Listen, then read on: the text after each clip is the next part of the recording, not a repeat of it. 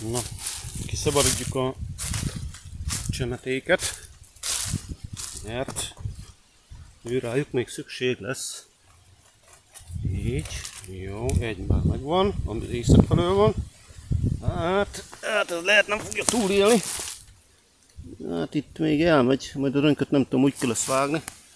Most áthúzom vagy eltörik, nem tudom áthúzni, mert ott van a gaj. Jó, egy ideig kibírja szerintem. Na, neki állok, azt legajolom. Neki először leszedem a kötelet.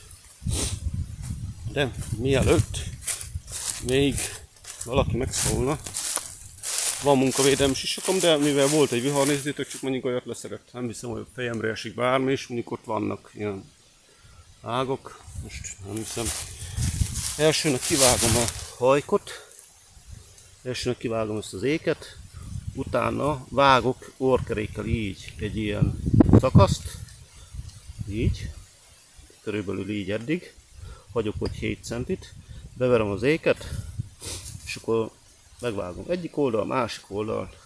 Hát itt hiába húztam avval a, nem mondom honnan vettem kötelet, de mivel ezek az oldalsó ágak szép súlyban vannak, ezek, eme oldal meg nincs semmi, és valószínű ezt húzta el, nem is a szél. Azért itt 1, 2, 3, 4, 5 nagy ág, vagy 5 mázsával biztos rendelkezik, úgyhogy félrehúzta.